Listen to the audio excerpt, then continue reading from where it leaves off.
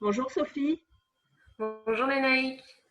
Sophie, tu es basée sur Quimper où tu as un cabinet. Tu es éducothérapeute. On va y venir, hein. On va expliquer un petit peu ce qu'est une éducothérapeute et de quoi elle s'occupe. Toi, Sophie, tu es en Bretagne depuis combien de temps? En fait, la Bretagne, c'est ma région, en fait, hein, parce que moi, je suis née sur Quimper.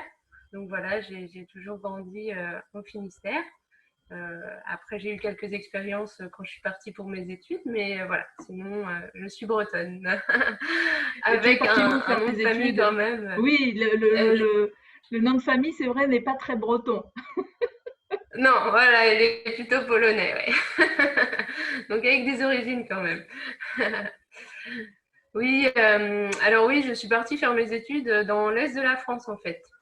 Donc Ah, dans une école, ouais, à l'IRTS en fait de Metz, où du coup je suis rentrée en école d'éducateur de jeunes enfants sur concours en fait. hmm. Voilà. Qu'est-ce qui t'a fait Donc choisir aujourd'hui, ça? Est-ce que c'est comment une vie, une enfance difficile, une communication difficile avec les parents? Qu'est-ce qui t'a fait t'intéresser à ce sujet?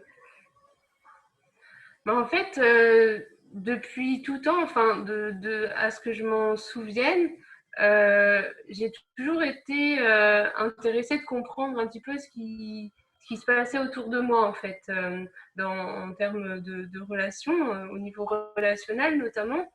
Et pourquoi, très jeune en fait, j'ai su que je voulais travailler auprès des enfants. Alors je sais que moi-même enfant, j'ai été très émotive et j'étais une enfant assez sensible en fait. Aujourd'hui on parlerait d'hypersensibilité. À l'époque on connaissait pas ce terme-là. Et j'étais une enfant ouais, à la fois qui pouvait être très rêveuse, très curieuse et qui posait beaucoup de questions et qui avait vraiment j'ai vraiment ce souvenir de moi de vouloir en fait être un peu en quête de vérité et de rendre justice en fait. Je sais qu'enfant, je ne supportais pas tout ce qui était injustice en fait. Et ce qui m'a d'ailleurs voilà, pas toujours aidé parce que du coup, la justice qui était la mienne n'était pas forcément la justice des autres, encore moins celle des adultes. Donc du coup, parfois, je me sentais très incomprise ou malgré que voilà, mon entourage pouvait essayer de comprendre, mais du coup, on était sur des visions différentes. Déjà, le fait d'être une enfant, eux, des adultes, donc pas du tout la même vision. Et du coup, je pense que ça m'a poussée à aller vers comprendre un peu mieux, aider les autres enfants comme moi, j'aurais aimé être comprise peut-être, et finalement pouvoir peut-être aider aussi les parents parce que ben voilà, être face à un enfant voilà, qui évolue dans sa singularité, qui est très émotif, c'est pas toujours évident non plus, c'est assez Hmm. déconcertant, ça peut être inquiétant aussi. Donc du coup, voilà, je pense que c'est un tout qui a fait que je me suis dirigée vers la petite enfance en fait. Mmh. Et alors, comment a grandi cette Sophie? Parce que on voit que cette Sophie toute petite, elle est sensible. Alors moi, ça fait vibrer des choses en moi parce que quand j'étais petite, c'est pareil. Les choses injustes que je voyais autour de moi, ça me mettait dans. Je voulais. D'ailleurs, je m'étais dit quand j'étais toute petite, je vais être avocate. Ce sera pour défendre tous les opprimés sur la Voilà, terre. c'est ça, ouais. Mais Pour toi, rendre justice ben en oui, fait. voilà. Et comment toi, tu grandis avec cette hypersensibilité au lycée, par exemple? Comment ça se passe? Alors c'est vrai que moi, ça a été assez compliqué pour moi à certains moments, en fait, parce que du coup, bah, je partageais pas forcément toujours le ressenti des autres copains, des autres copines. Voilà, j'étais un peu, je dirais, un peu dans mon monde parfois, et en même temps, c'est ça qui est assez contradictoire, c'est que je recherchais énormément la présence des autres, en fait. Hmm. Voilà, parce que je suis quelqu'un de dynamique, qui aime bien partager, et ça, depuis tout temps, en fait, hein. Euh, donc du coup, j'ai évolué, oui, et toujours avec ce côté un peu justice en fait, Hmm. hein, Un peu décalé par rapport aux autres, quoi, avec un regard très un différent. peu Ouais. avec un regard, une vision ouais, différente et pas toujours comprise en fait. C'est pas toujours comprise. Donc, d'où aussi le métier que je développe aujourd'hui, qui est d'aider les parents finalement à comprendre le comportement de leur enfant en fait. Ça a tout son sens en fait. Mmh mh. Donc en fait, ça se passe plus ou moins bien, durant, on va dire les années collège et lycée et quand tu démarres tes études, qu'est-ce que tu apprends qui quelque part, te fait penser ou dire: «Oh, mais c'est ça, il y a vraiment un truc là, peut-être que» ou quelque chose qui te fait comprendre, pourquoi tu as vécu toutes ces années comme ça? Est-ce qu'il y a eu des déclics comme Ah, ça que tu as eu durant tes années alors, études? il y a eu des déclics en fait, mais il y a eu des déclics, mais il n'y a pas si longtemps que ça finalement. Parce que voilà, quand j'ai commencé, quand je me suis orientée vers des études d'éducateur de jeunes enfants, j'en étais pas à ma réflexion où j'en suis aujourd'hui. En fait, et les connaissances que j'ai aujourd'hui n'étaient pas les mêmes que j'ai pu avoir par le passé, d'où l'expérience en fait qui est importante. Euh, Qu'est-ce qui le déclic en fait, si je dois dire que dans mon enfance aussi ce qui m'a un peu manqué moi, c'est que j'avais pas vraiment confiance en moi en fait. J'avais pas une très grande estime de moi, ce qui pouvait me mettre à mal en fait dans mes relations. Mais dès que j'avais confiance en moi, enfin du coup c'était le vrai bonheur quoi. Mmh. Mais, et par contre, sur une chose, j'ai toujours eu confiance, c'est-à-dire le fait de me diriger vers les enfants, ce qui a fait que je me suis mis voilà, à passer mon BAFA, par exemple. Et du coup, là, j'étais vraiment un poisson dans l'eau, quoi. Enfin, voilà, j'ai été aussi très encouragée par les professionnels qui m'ont accompagnée. Euh, du coup, ils m'ont vraiment permis, en fait, ils m'ont encouragée à continuer dans cette voie-là. Donc, ça a été vraiment une découverte. Et puis, du coup, après, bah, j'ai fait que continuer. J'ai expérimenté, j'ai fait des stages en école maternelle, j'ai fait des stages en structure collective, jusqu'à rentrer en école d'éducateur de jeunes enfants, où là, en fait, j'ai appris davantage, effectivement, à mieux me connaître, en fait, à savoir pourquoi j'étais arrivée là, en fait, et qu'est-ce que je voulais. Et en fait, ce que je voulais, c'était pouvoir participer à l'épanouissement, la socialisation et l'autonomie de l'enfant. Ça, C'était c'est tout, vraiment ouais. C'est une tout un mission programme. qui me tenait à cœur. Tout C'est un- un programme, oui. C'est bien contribuer et participer. Hein. Toute seule, je n'y arriverai pas. Et est-ce que tu apprends durant tes Donc, en études toute ouais, humilité. ah bah oui, mais est-ce que tu apprends des méthodes, des techniques qu'est-ce qui fait que aujourd'hui ces études te donnent la hauteur sur une situation, parce que c'est vrai que quand on est parent, déjà on a des enfants et on n'a pas le mode d'emploi qui va avec. Et en plus, chaque enfant est différent. Si dans une famille il y a 5 enfants, il va y avoir cinq, on va dire presque manières Bien d'éduquer sûr. les cinq enfants. Donc, quelles sont les techniques en fait que tu as apprises et que tu t'es dit ah bah tiens ça si j'avais eu ça enfant ou adolescente ça aurait été bien. Alors, en fait, les techniques, je les ai apprises au fur et à mesure. Hein. Ce que j'ai appris, en fait, et que je savais déjà un peu, mais qui s'est venu renforcer, et puis j'ai continué d'apprendre, hein, parce que l'école d'éducateur de jeunes enfants, c'est quand même 3 ans. Avec de nombreux stages, en fait, j'ai appris à connaître mieux l'enfant, à connaître ses besoins, en fait. Et un enfant, quand il naît, il n'a pas les mêmes besoins, ou disons qu'il pourrait, on a tous un peu les mêmes besoins, c'est-à-dire besoin de liberté, on a nos besoins physiologiques, hein, ça, c'est pareil pour tout le monde, mais la manière d'y répondre peut être différente selon les âges, en fait. Et du coup, moi, le travail que j'ai appris et ce pourquoi j'ai fait ces études, c'était pour finalement mettre en place un environnement auprès de l'enfant qui lui permette d'être bien, c'est-à-dire de pouvoir répondre à ses besoins. Donc, il me fallait connaître ses besoins, chose que je ne connaissais pas forcément à l'époque, en fait. Donc, une fois qu'on connaît un peu plus les besoins de l'enfant, c'est plus facile d'y répondre et de mettre à sa disposition, ou en tout cas de mettre en place un environnement qui lui permette de grandir de manière la plus satisfaisante possible et justement de développer la confiance en soi, l'estime de soi, qui pour moi sont deux éléments vraiment très importants, et c'est ce pourquoi aussi j'ai développé mon activité aujourd'hui, parce que voilà, notamment aujourd'hui, dans le contexte actuel, que ce soit nous les adultes ou les enfants, on sera amené à faire face, je dirais, à des difficultés. Et du coup, l'objectif, c'est de pouvoir donner à la fois aux parents qui donneront à leurs enfants les clés et les outils pour faire face, je dirais, à l'adversité en fait, ou la traverser.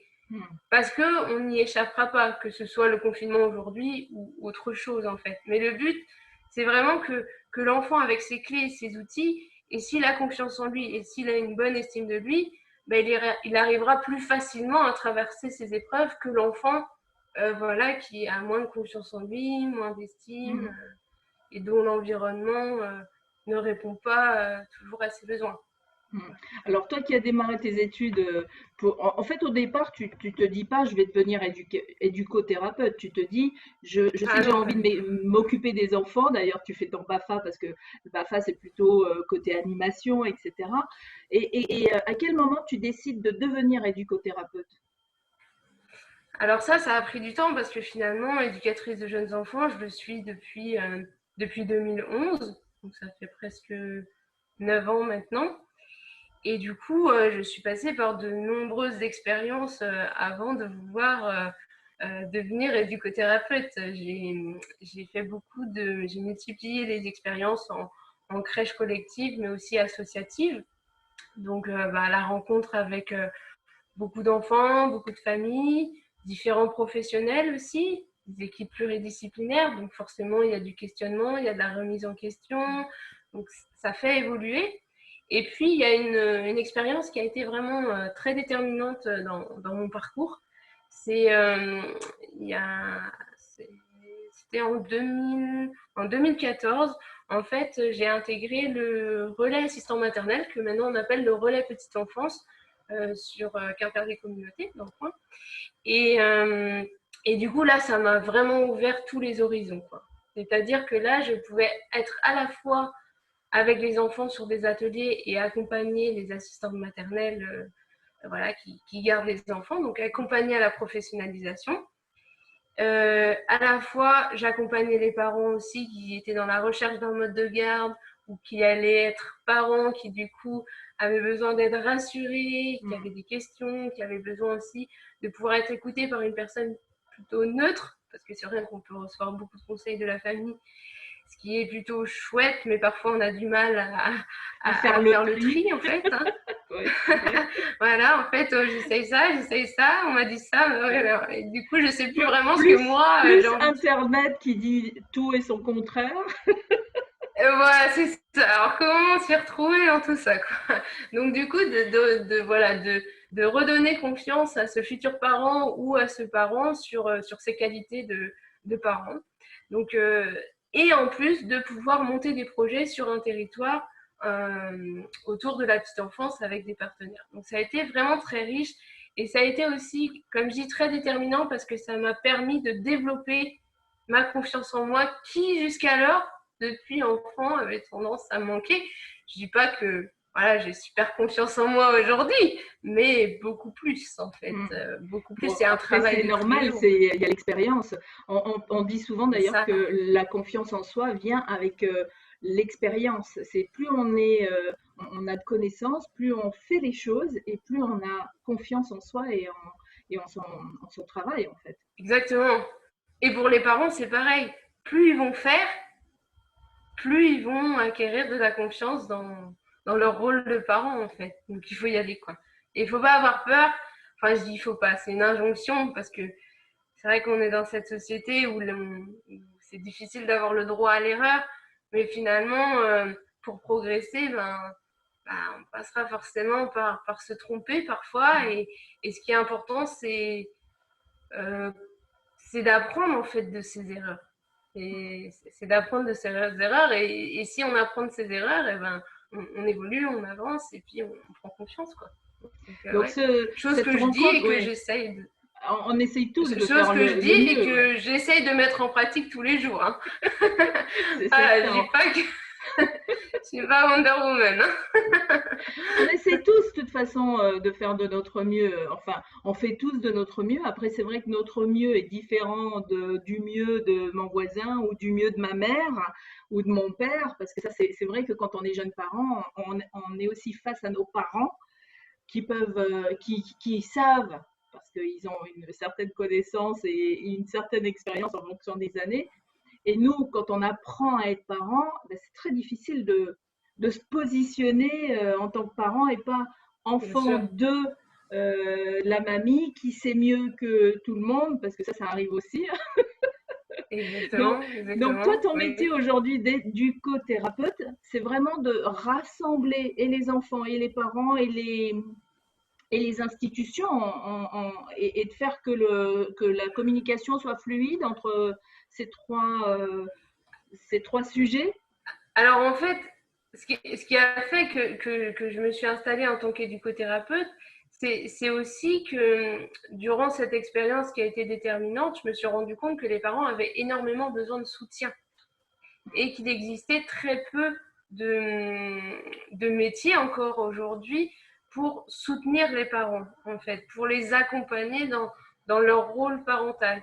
Et que s'il y a des institutions qui existent aujourd'hui, parce qu'il en existe, elles sont, je dirais, il y a beaucoup de monde en fait. Il y a beaucoup de monde et du coup, il y a une liste d'attente assez importante. Mm. Alors que parfois, il suffit juste de recevoir une écoute, un soutien, et finalement, la situation, elle se débloque et, et le parent et l'enfant vont beaucoup mieux.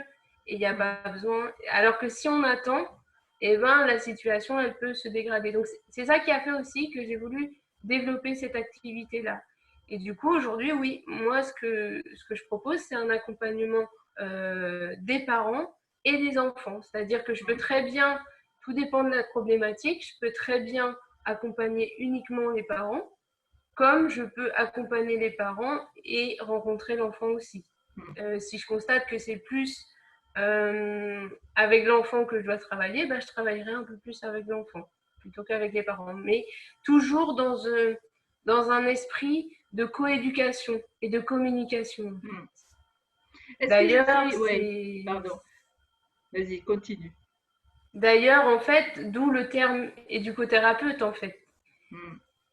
Parce qu'en fait, ce terme-là, je l'ai réfléchi parce que dans éducothérapeute, selon comment on le lit, il y a le côté coéducation en fait. Éduco, co-éducation. Mm. Avec le co, il y a aussi la communication en fait. Voilà. Mm.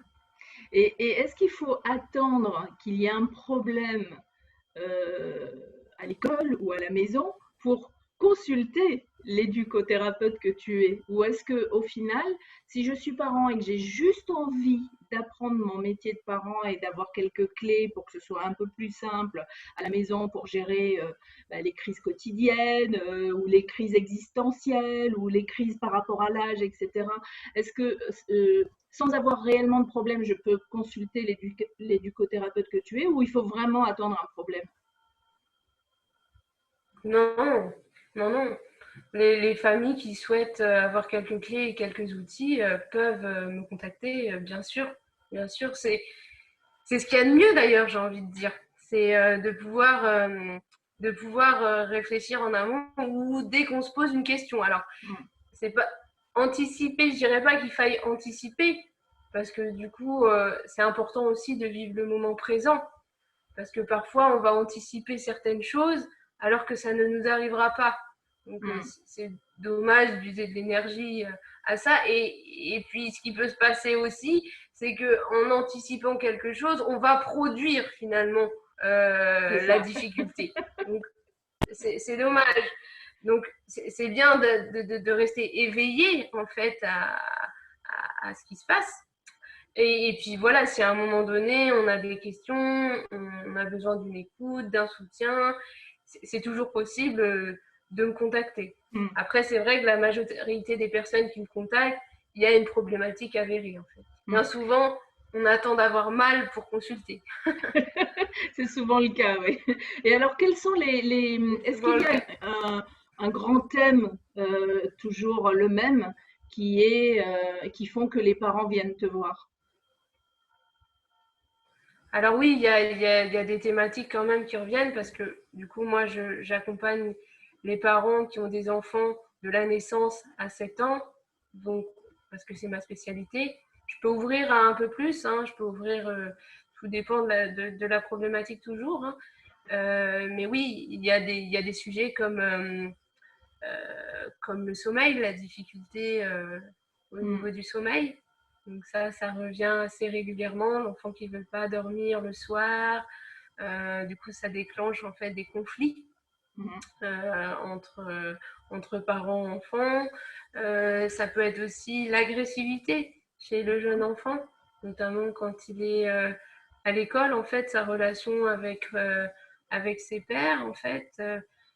Des difficultés de comportement, style l'enfant qui n'écoute pas, qui crie beaucoup, qui gesticule, qui est dans la provocation, qui se confronte à l'adulte. Ouais, il y a Mm. beaucoup de sujets de ce style-là. Le sommeil, après, il pourrait y avoir des sujets comme l'énurésie, par exemple, ce que je n'ai Oui. pas eu jusqu'à présent, hein. Mais ça pourrait être le cas, en fait. Mm. Mais principalement, là, pour le moment, c'est le sommeil. Mm. Et puis, l'agressivité, voilà, les conflits aussi, voilà, entre frères et sœurs. Mm. Surtout à l'arrivée d'un deuxième, voilà, l'enfant qui du coup est beaucoup dans le test, beaucoup dans la revendication. Du coup, ce qui peut mettre à mal en fait la relation et puis fatiguer énormément les parents, quoi. Donc, Ben, oui, ça c'est ce sont sûr. principalement les. Donc, pour le Ouais. sommeil, par exemple, un enfant qui ne veut pas dormir, il peut y avoir évidemment pléthore de raisons. Est-ce qu'il y a là Ah aussi oui. ouais, selon l'enfant, l'histoire va être très différente. Et est-ce Selon le que, contexte, ouais, voilà, ce sont l'environnement. le contexte familial, environnemental, est-ce que le sommeil, au fond, c'est parce que le parent va dire, bon, ben voilà, à 20 heures, tu vas au lit, ou à 21 heures, ou à 22 heures, peu importe l'heure que l'on choisit. Et le problème, en fait, vient du fait que nous, en tant qu'adultes, on décide d'un horaire et que l'enfant, lui, cet horaire-là ne lui convient pas, au fond. Il aimerait, par exemple, Tout à fait. souvent Ça plus peut, tard, oui. hein, plus tard que le parent. Mhm. Donc, toi, comment Souvent. tu aides les parents à gérer ça? En fait, ce que je leur explique aussi, c'est que en fait, depuis tout le temps, on a été conditionné en fait. On est conditionné d'une certaine manière. Dans son ouvrage les 4 accords Toltec, Don Miguel Ruiz, il parle de la domestication en fait. On a tous été dans l'enfance conditionnés à réagir d'une certaine manière en fonction de l'environnement qui nous entourait. Donc on a appris des choses et on les a intégrées. Et du coup, quand on a nos propres enfants, eh ben, on peut avoir tendance à vouloir reproduire des choses même inconsciemment. Et du coup, dans la tête d'un adulte, eh ben, un enfant, par exemple, oui, il doit être couché, mettons, à 20h, 20h30 le soir. Sauf que si on en revient aux besoins, on en parlait en tout début d'échange, on a tous les mêmes besoins physiologiques. Par contre, on, on va pouvoir y répondre de différentes manières. C'est-à-dire qu'un enfant, peut-être un enfant pourra dormir à 20h30 comme ça l'a été finalement décidé par le parent, mais parce que ça correspond à son besoin physiologique, c'est-à-dire que c'est son heure pour s'endormir. Mm. Par contre, on va avoir d'autres enfants qui se seraient couchés bien plus tôt, en fait, notamment quand il y a de l'école, en fait. Les enfants sont beaucoup stimulés à l'école, c'est des grandes classes, des grands groupes, ils apprennent énormément de choses, ils sont très sollicités. Donc, quand ils rentrent le soir, ils sont souvent très fatigués. Mm. Donc, il y a des enfants, et là, pareil, on va dire, non, c'est pas l'heure d'aller se coucher. effectivement, je peux comprendre que le parent peut être un peu dans l'embarras parce que si l'enfant va se coucher tout de suite, il va se réveiller aussi beaucoup plus tôt. Donc, il y a peut-être un juste milieu, disons, à trouver. C'est-à-dire que 20h30, c'est peut-être un peu tard parce qu'un enfant qui est fatigué et qu'on fait attendre, va certainement développer, enfin, probablement, de l'excitation, de l'énervement. Et là, on peut se référer à nous. Pour s'endormir, quand on est énervé, excité, c'est quand même très difficile en fait. Donc, et nous, on est adultes et on est capable de prendre du recul. L'enfant, lui, n'est pas toujours en capacité de prendre du recul. Donc toi, tu apprends voilà, aux parents, tu vas apprendre aux parents à mettre un peu d'eau dans leur vin aussi, en se disant, ben voilà, oui, effectivement, c'est très important pour vous que l'enfant aille au lit à 20h ou à 20h30, mais si visiblement il y a un problème, c'est que dans ce cas-là, il faut passer à une phase observation de son enfant pour voir quel est son rythme. Pour comprendre son enfant, il faut l'observer en fait. Ça demande un peu de temps, ça demande de se dégager du temps, mais c'est de l'observer. C'est vrai que s'il constate que l'enfant vers 7h commence à bâiller, bah Oui. peut-être qu'on peut organiser les soirées en fonction de, on dit bon bah 7h, voilà, les premiers signes de fatigue apparaissent, donc il ne faut pas trop tarder pour manger derrière. Et puis après, c'est aussi une histoire de priorité. C'est-à-dire que voilà, peut-être que ce soir-là, manger voilà, il n'y a pas besoin de confectionner un super repas en fait. Peut-être que d'aller à la simplicité, ce sera bien mieux. Et puis ensuite, voilà, l'enfant mange et puis comme ça, il peut aller se coucher assez rapidement. Après, là, on est sur le besoin physiologique. Donc, c'est de savoir à quel moment sont les premiers signes de fatigue et de les observer pour pouvoir s'adapter. Est-ce que c'est judicieux dans Après, ce cas-là, dans cette phase d'observation, est-ce que c'est judicieux de les noter? De dire, ah tiens, je vois qu'il est 18h30, il est en train de piquer du nez, aujourd'hui il est telle heure, je le note. alors ça peut, mais en même temps, aujourd'hui, les parents manquent de temps. Alors, mis à part peut-être pendant le confinement, où là, on a eu un peu plus de temps. Mais je pense pas que les parents prennent le temps de prendre un papier, ou même s'ils aimeraient le faire, sont tellement pris dans l'action que du coup, de prendre un papier et d'écrire, voilà, ça serait compliqué. Mais ne serait-ce que déjà d'observer, en fait, et de se dire, ah oui, bah là, j'ai vu qu'il baillait, et j'ai vu qu'il baillait, ou qu'il se frottait les yeux, ou ok, et puis le lendemain, ah bah tiens, à peu près à la même heure. En fait, c'est d'amener la conscience, en fait, c'est de se poser la question. Parce que à partir du moment où le parent va déjà se poser la question, et ben du coup, il n'y aura pas besoin forcément de noter parce que ça va venir tout de suite en fait. Ça va venir tout de suite à lui. Donc Est-ce que voilà, c'est ouais. bien sûr un élément de réponse. Oui, oui, voilà.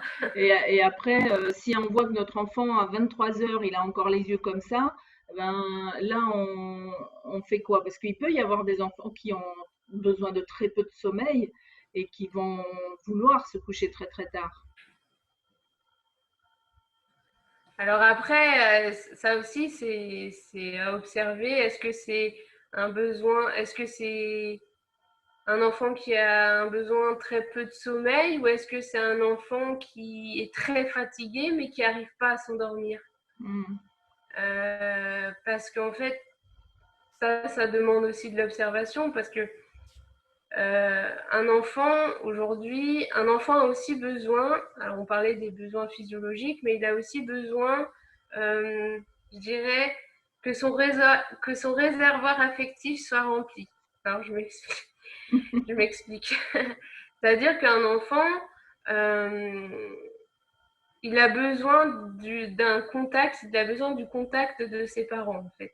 Il a besoin de se sentir sécurisé, il a besoin de se sentir aimé, il a besoin de passer du temps avec ses parents. Sauf que dans la société actuelle, eh bien, les journées sont très chargées. Hein. pour les enfants, mais pour les parents aussi, hein, qui partent très tôt le matin, on réveille l'enfant, et puis c'est souvent dans le speed, on s'habille vite, on déjeune vite, hop, je te dépose à l'école ou je te dépose à la crèche, et puis l'enfant il va passer sa journée à la crèche, mais il y a énormément de sollicitations et de frustration aussi à la crèche, parce que du coup l'enfant il est dans l'apprentissage.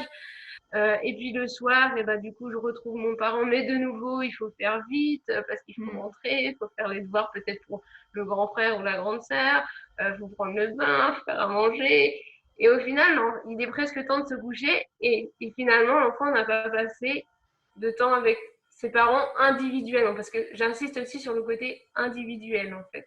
Alors peut-être qu'il y a des enfants qui auront peut-être moins besoin de cette individualité, mais c'est très important que l'enfant puisse avoir du temps avec son parent. Alors pas forcément une demi-heure, hein.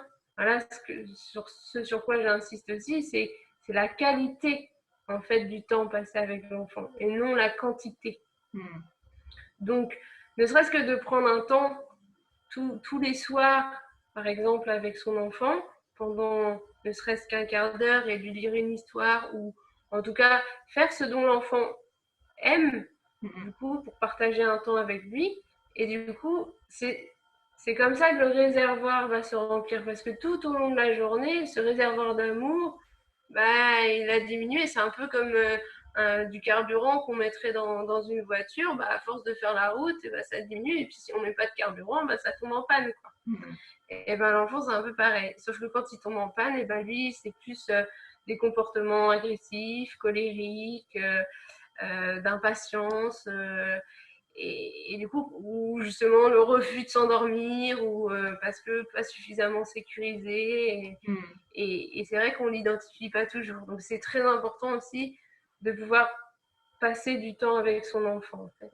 Alors, on va rappeler Alors après, les besoins physiologiques pardon, de tout être, hein. Donc, on parle de nos enfants, mais nous, c'est pareil, hein. Donc, quels sont ces besoins physiologiques? Il y a le besoin de dormir, bien sûr, de sommeil, le besoin de manger. Qu'est-ce qu'il y a d'autre?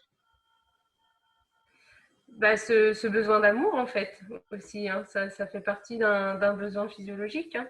Donc de tout ce qui est affection, hein. Euh, donc oui, dormir, boire, ce sont les premiers besoins physiologiques, hein. Et de créer la relation aussi. On parle, on parle beaucoup d'attachement aussi en fait, hein, à son enfant qui va finalement aider l'enfant à grandir sereinement. Donc, en fait, il n'y en a pas tant que ça, en réalité. Si on a assez à manger, après, si on a, après, ouais, oui, effectivement, si on a ça va déjà, on monter répond à pousser d'eau. à ces besoins physiologiques, Mais déjà, si on ouais. répond à ces trois-là, c'est déjà pas mal en fait. Ouais, c'est déjà bien. Ça, c'est une clé, Je hein. pense que ça répond Ouais, déjà à beaucoup de choses, à beaucoup de difficultés en fait. ouais. C'est de s'assurer parce que c'est pareil. Parfois, en fait, les enfants, ils sont dans une pièce, ils peuvent être très très énervés en fait. Peuvent être très énervés ou être euh, assez sensibles à ce qu'on va leur dire et s'énerver très vite, courir partout. Et, euh, et on va leur demander, on va leur dire bah, est-ce que tu peux m'écouter? Est-ce que tu écoutes ce que je suis en train de te dire? Ou on va se dire ah bah oui, là, ils sont énervés, ils ont besoin de courir, alors que pas forcément, ça se trouve, ils ont juste chaud. Et du coup, rien que le fait de dévêtir l'enfant, eh ben, il va se sentir beaucoup mieux. Parce que je sais pas vous si vous avez fait l'expérience, mais ou toi Lénaï, mais bah, quand on a trop chaud, bah, c'est difficile d'interagir avec les autres et de se sentir bien en fait. Et puis parfois, à force d'avoir trop chaud, on peut s'énerver, on est moins patient, on est moins à l'écoute, on est moins. Bah, voilà, donc c'est déjà de se questionner sur les besoins physiologiques. Est-ce que quand mon enfant a, selon moi, une difficulté de comportement, est-ce que ses besoins physiologiques sont satisfaits? C'est un peu comme un bébé, souvent, le bébé n'ayant pas le langage, lui, il va communiquer à sa manière. Donc, un bébé dont la couche n'est pas changée, bah, il va râler, ou qui a faim, et bah, il va râler. En fait, nous, en tant que parents, on va juste essayer plusieurs trucs. On va vérifier si les couches sont propres. Bon, ben alors elle est propre, donc c'est pas ça, on élimine. Bon, alors, de quand date le dernier biberon? Bon, ben alors si ça date d'il y a 5 minutes, on élimine, etc. Et en fait, on s'aperçoit qu'une fois qu'on a fait ces éliminations, on arrive à un moment ou à un autre à une possible explication et après, on peut donner du temps à ça. Et c'est vrai que parfois, on Et après, oublie le on peut côté y répondre, amour. en fait. On oublie parfois le Ah côté oui, mais amour. qui est très important, c'est une nourriture affective aussi. Hein. Ah oui, oui. Un gros câlin vaut beaucoup, en fait. Hein. Mm. Ouais, Et tout à est-ce que tu fait. es... Et ce qui est important, Oui, vas-y. j'allais dire, ce qui est important, c'est que là, en fait, finalement, donc, là, c'est le parent qui essaye de comprendre son enfant, donc de comprendre son comportement qui est traduit par des émotions. Mm. Parce que l'émotion, donc du coup, derrière une émotion, il y a toujours un besoin.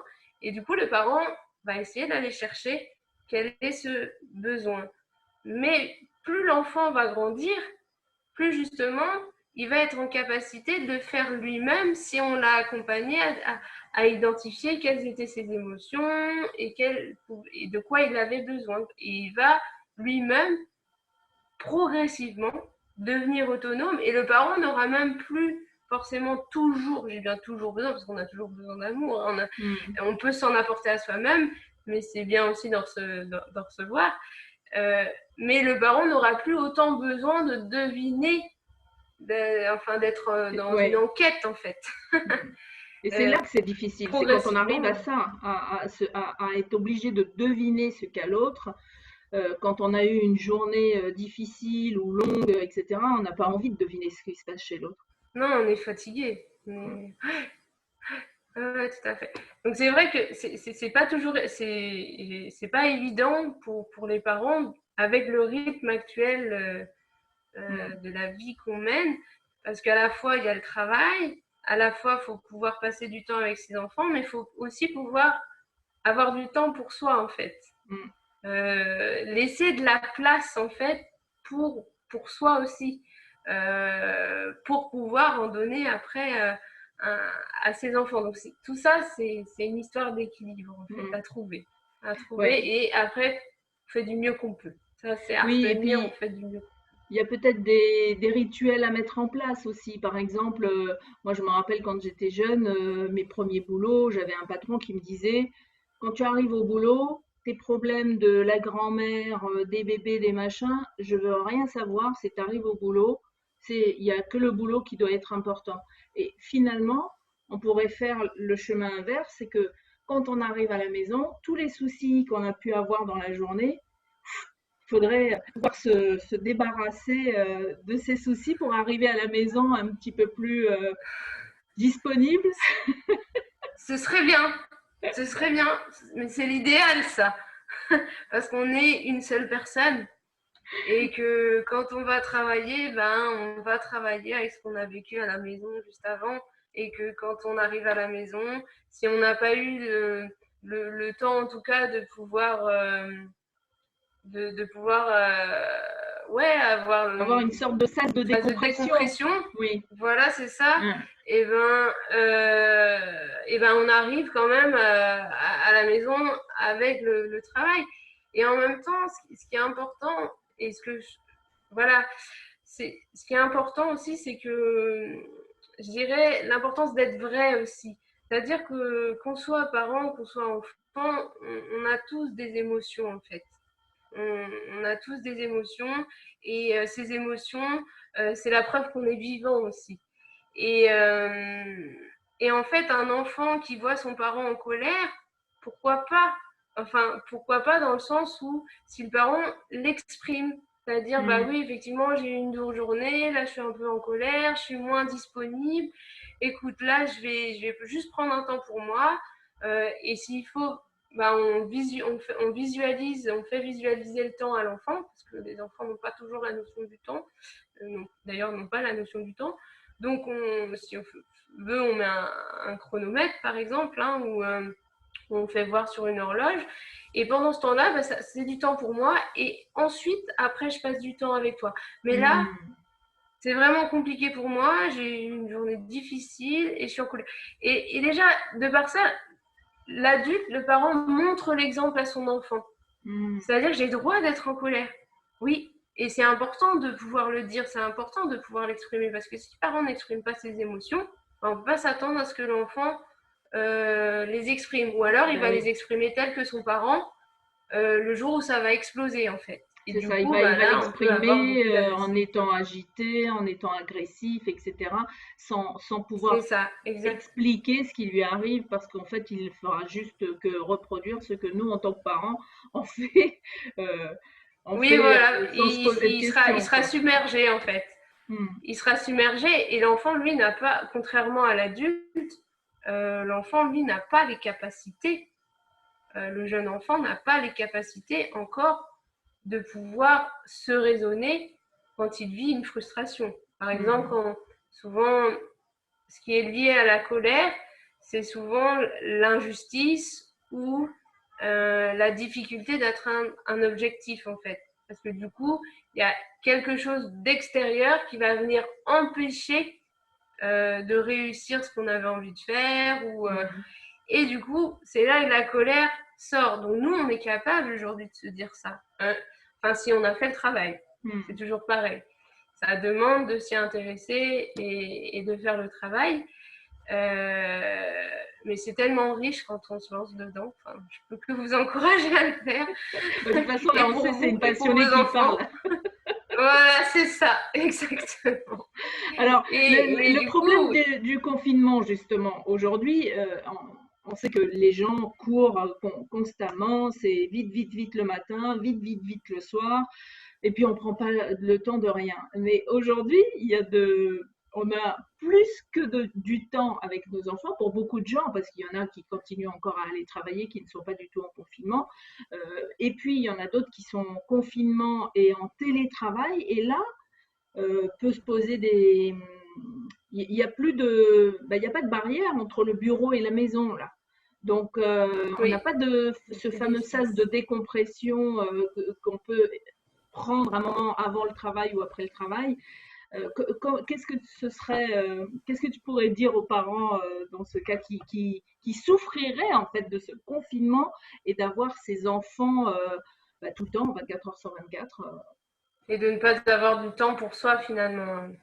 C'est vrai que c'est une situation très particulière et je comprends que ça puisse être très compliqué émotionnellement et qu'à un moment donné, voilà, oui, ce soit très très dur.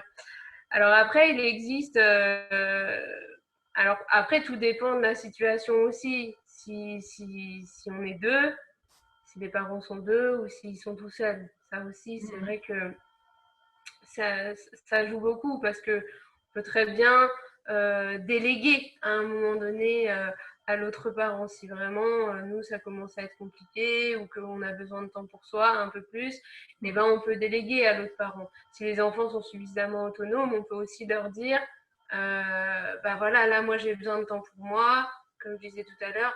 Là, vous pouvez peut-être faire un coloriage pendant mettons 10 Mm. minutes, un quart d'heure, 20 minutes, et puis moi je vais faire autre chose. Et Mm. pendant ce temps-là, vous ne me dérangez pas, sauf s'il y a une urgence en fait. Mm. Après, il y a C'est aussi toujours pareil, des. c'est la communication. C'est si plus on C'est communique, très important la ouais, communication. plus on communique et mieux c'est. Et on n'ose pas Plus on. parfois dire à nos enfants, ben voilà, là je vais être en réunion avec mon patron, ça m'inquiète ou je vais être un peu stressée, je veux surtout pas avoir à devoir vous séparer s'ils sont deux ou à devoir répondre à quelqu'un qui veut un yaourt ou je ne sais quoi. Euh, c'est vrai qu'on n'y pense pas à le dire comme ça simplement à nos enfants. Oui, peut-être parce qu'on on pense.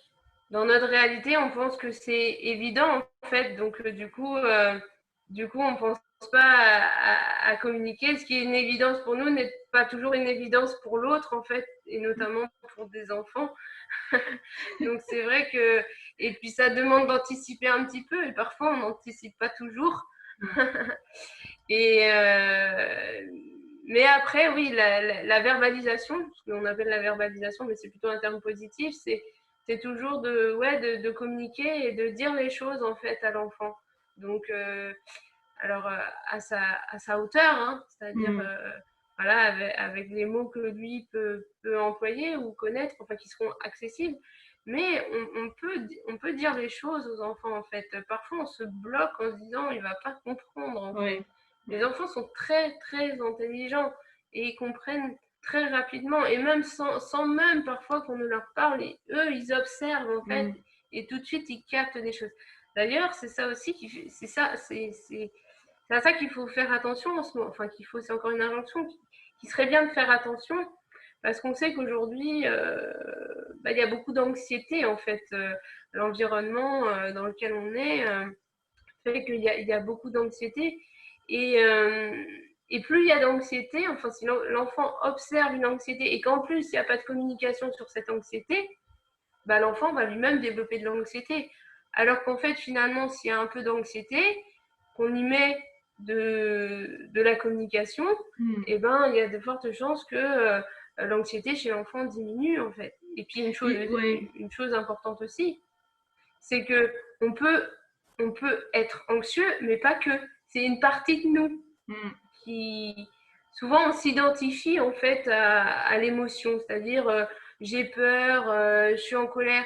Il y a quelque chose en moi qui Mm. fait que je suis en colère. Il y a quelque chose en moi qui fait que j'ai peur, mais j'ai pas peur tout le temps. Mm. J'ai peur qu'à certains moments où là j'ai peur parce qu'effectivement il y a un virus que je ne maîtrise pas, mais en même temps il y a des gestes barrières, on est bien sécurisé, c'est pour ça qu'il y a des masques, c'est pour ça qu'il y a des gestes barrières comme se laver les mains, et tout ça, ça peut être expliqué aux enfants. Mm. Et, euh, et, et, euh, et du coup, ce qui fait que l'enfant, ben, voyant ses parents rassurés, même s'il sait que par moments il peut avoir peur, il peut être en colère, comme lui peut avoir peur parfois et en colère, et ben du coup, ça fait diminuer. Et surtout, l'enfant, il ne se sent pas responsable de l'émotion de son parent. Parce Non. qu'à cet Ben, âge-là, parce qu'en fait, l'enfant de a la naissance une à... intelligence émotive, une intelligence intuitive, c'est-à-dire que même si effectivement dans nos paroles, on va plus ou moins être rassurant, si à l'intérieur de nous on est vraiment ou fâché ou inquiet une situation financière ou une situation de travail, etc., l'enfant va le sentir. Et la seule chose, c'est que si on ne l'a pas exprimé, il peut imaginer que ça vient de lui, en fait, de qu'il est lui. un peu responsable de cette Mais situation. tout à fait. À cet âge-là, en fait, les enfants, c'est pour ça que c'est important de connaître aussi les besoins des enfants et comment ils évoluent. À cet âge-là, ils sont notamment vers l'âge de 2 4 ans, ils ont plutôt tendance à être tournés vers eux, en fait. C'est-à-dire que c'est eux qui ont le pouvoir. C'est d'ailleurs pour ça qu'il y a la phase d'opposition voilà, qui est nécessaire aussi pour se différencier de l'adulte, hein, pour grandir, pour exister. Euh, mais du coup, de ce fait-là, ils pensent avoir tout le pouvoir. Donc, c'est valable pour quand je veux décider de faire quelque chose, mais c'est valable aussi quand il arrive quelque chose. C'est-à-dire que comme ils ont tout le pouvoir, bah, si les parents sont malheureux, bah, finalement, ils en sont responsables aussi. Ils n'ont pas encore cette distanciation de se Mm. dire, bah non, j'ai pas le pouvoir de rendre mes parents malheureux. S'ils sont malheureux, c'est de leur responsabilité. Ils ne sont pas encore en Mm. capacité d'avoir ce raisonnement-là. Et C'est même c'est nous, adultes, parfois, ouais, nous c'est n'avons pas toujours merveilleux, ce oui. raisonnement-là. Bah, justement, et c'est merveilleux d'avoir ces clés-là en tant qu'adulte, justement, parce que on s'aide soi-même, parce que Dieu sait Oui, si c'est c'est un ça. grand volet, mais en plus, on peut aider son enfant à juste vivre l'instant présent et de se dire, bon, bah voilà, aujourd'hui ou à cet instant précis, papa n'est pas disponible parce qu'il fait un truc, ou parce qu'il est en colère, ou parce qu'il est triste, parce que ça aussi, ces histoires-là, par exemple, lors du confinement, on peut avoir quelqu'un qui décède et qu'on ne peut pas aller voir, etc. Donc ça peut créer aussi des émotions. Là, on parle du confinement. Euh, comment toi, tu imagines le déconfinement justement parce qu'on dit que les écoles vont réouvrir, que bah, les enfants vont pouvoir retourner à l'école, mais au fond, on va les empêcher de toucher l'autre parce que c'est assez naturel chez un enfant d'aller toucher l'autre, d'aller lui faire un câlin, de sourire, etc. Donc là, comment est-ce que les parents peuvent préparer leurs enfants? Parce que certains enfants vont certainement rester à la maison et d'autres parents n'auront peut-être pas le choix et vont être obligés de ramener l'enfant à l'école ou à la crèche, etc. Comment les accompagner dans ce cas? Eh bien, c'est vrai qu'il y aura différentes situations, hein, de toute manière, entre les enfants effectivement qui restent à la maison, ceux qui vont à l'école. Euh, c'est sûr que, encore une fois, les professionnels, les parents, les enfants feront du mieux possible. C'est-à-dire qu'on va mettre en place, les mesures vont être mises en place. Après, on ne pourra pas tout empêcher, en fait. Ben non, c'est C'est-à-dire que ça. les choses, voilà, vont se dérouler et les professionnels feront du mieux qu'ils peuvent, en fait. Mm, Du coup, ça va aussi demander de développer, je dirais, sa créativité aussi. Comme ça a pu être le cas en confinement. mm. Euh, c'est vrai qu'aujourd'hui, il existe plusieurs manières, en fait, parce que c'est suite à ce déconfinement, et peut-être qu'il y aura à accueillir les émotions justement des enfants, parce que certains l'auront peut-être très bien vécu. Ça aura permis de resserrer les liens avec la famille, de partager des moments Mm, ensemble. Voilà, certains en ressortiront beaucoup plus solides, en fait, avec justement beaucoup plus de confiance mm, en eux. Et d'autres, malheureusement, eh ben, ça aura été peut-être plus difficile. Donc, du coup, il y aura des émotions à accueillir. Et du coup, pour faire, c'est-à-dire que là, les enfants, effectivement, n'auront plus trop le droit de jouer ensemble ou ne, y a beaucoup de jeux qui leur seront interdits. Et ben, du coup, ça va demander aux professionnels de, ouais, vraiment de développer leur créativité. Comme bah, récemment, j'ai eu une amie au téléphone qui, elle, travaille justement dans les écoles. Et du coup, je lui disais, mais il existe en fait des jeux qui peuvent permettre aux enfants et à la fois de s'amuser et à la fois de libérer les émotions en fait.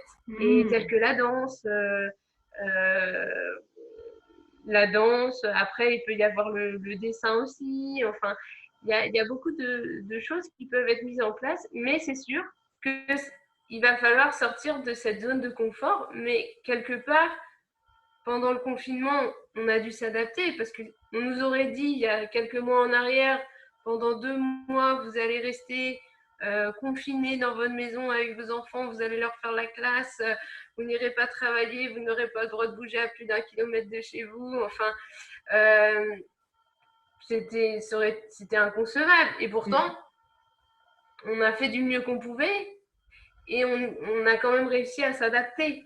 Bah, à ce déconfinement, on arrivera aussi à s'adapter en fait. Mm. Euh, en partant du principe que les choses, elles sont comme ça, qu'on ne peut pas les modifier. Parce que c'est sûr que si on cherche à tout prix à revenir à un système comme ça l'était avant le confinement, et bah oui, là, on est face à un mur. Là, il va falloir réinventer ensemble, en fait. Mm. Et du coup, faire, ouais, peut-être faire preuve de créativité. Et puis Et surtout de que les souplesse aussi, adultes, hein. De souplesse, c'est et de créativité et souplesse, bien sûr souplesse, ouais. aussi. Mm. Bien sûr, de souplesse, oui, bien sûr.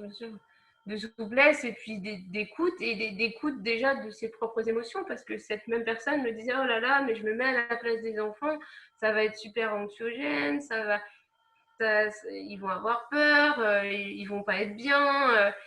Et je lui disais, pour moi, hein, il y aura toujours des enfants qui sont plus anxieux que d'autres. Ça, c'est sûr, Mm. peu importe les situations. Mais pour la majorité des enfants, je leur dis, l'enfant se sentira bien si tu te sens bien. L'enfant se sentira mal si tu ne te sens pas bien. Mm. Donc, à partir du moment où toi, tu vas chercher, savoir qu'est-ce qui te met dans cet état d'anxiété, que tu t'intéresses à ton émotion et qui est qu'une part de toi, Mm.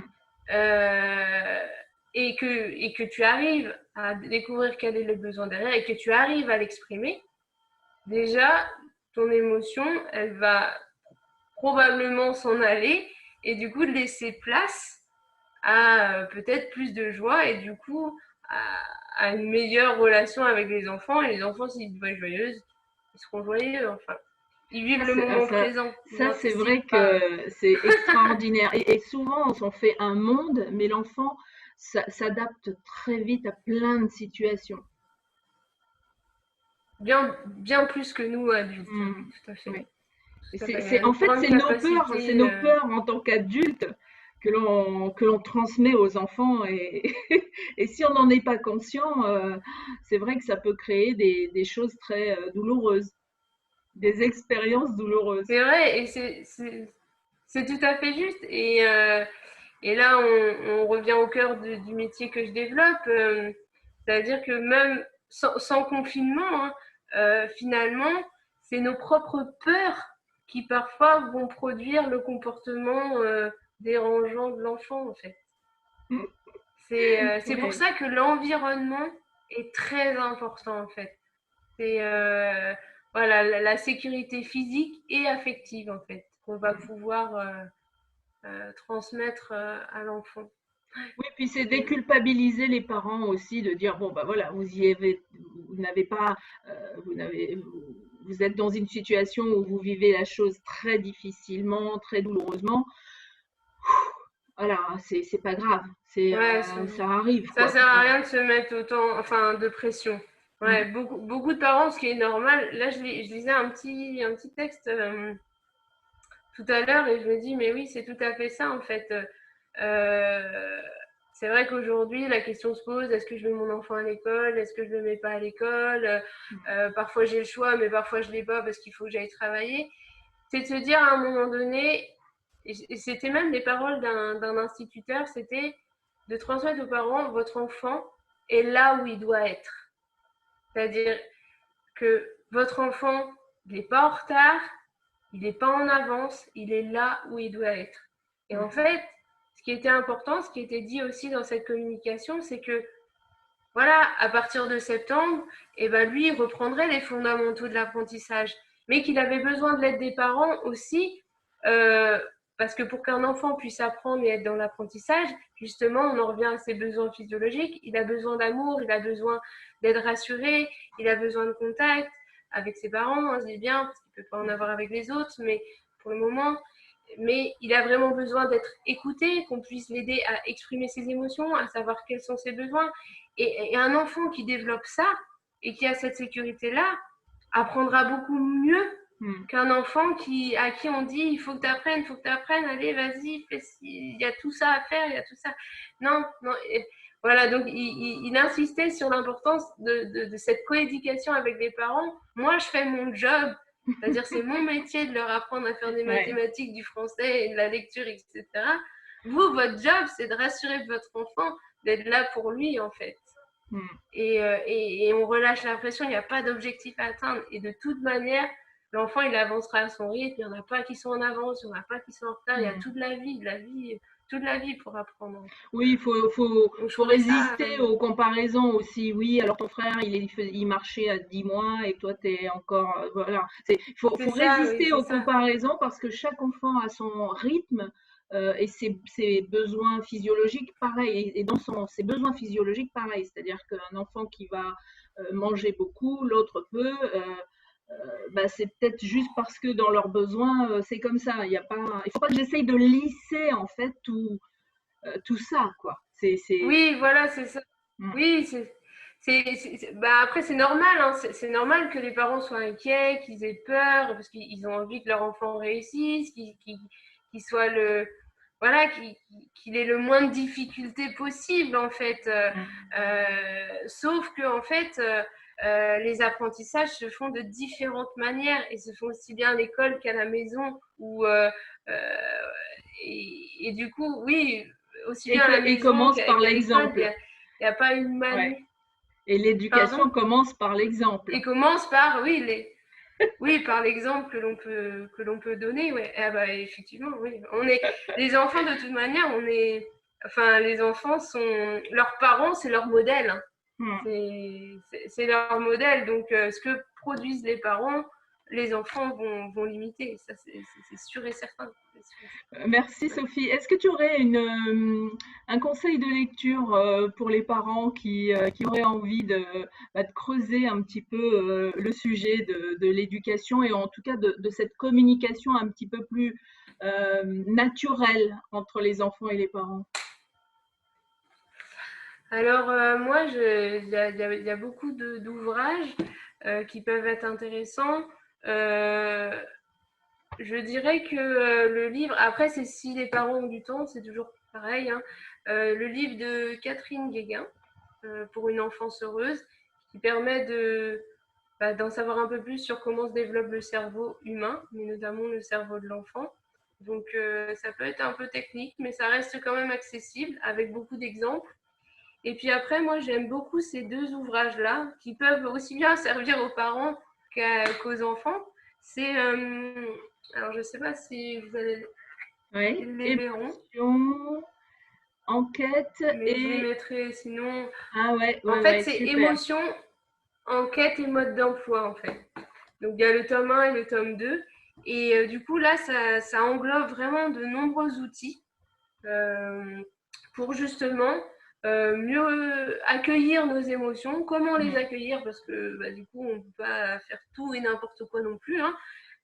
Et puis après, ben, de découvrir finalement derrière cette émotion, bah, qu'est-ce qu'il y a comme message, quel est Mm. le besoin qui est insatisfait en C'est fait. ça. Quel est le Sachant que besoin? Oui. une, cho ouais, une chose qui peut déjà aider les parents, c'est que les émotions ont aussi une signification.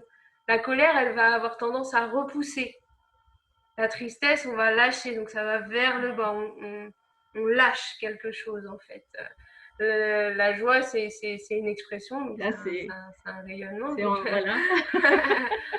mais voilà, c'est du coup de savoir que les émotions ont des directions, ça peut aider aussi. Ah ben Voilà. merveilleux. Je mettrai de toute façon comment les liens pour en savoir plus sur ces livres et sur ta page bien sûr pour les gens qui voudraient te contacter et qui auraient besoin de plus d'infos. En tout cas, je te remercie Sophie d'avoir parlé de ton métier, d'avoir donné quelques clés aussi, même si évidemment on peut pas répondre à toutes les questions que peuvent se poser un parent, mais au moins de savoir qu'il y a ce métier qui existe, qu'il y a des options aussi qui s'offrent à nous en tant que parents, ça c'est merveilleux. Merci Sophie. Bah, merci à toi, Lénaïque, de m'avoir permis cet échange aussi également.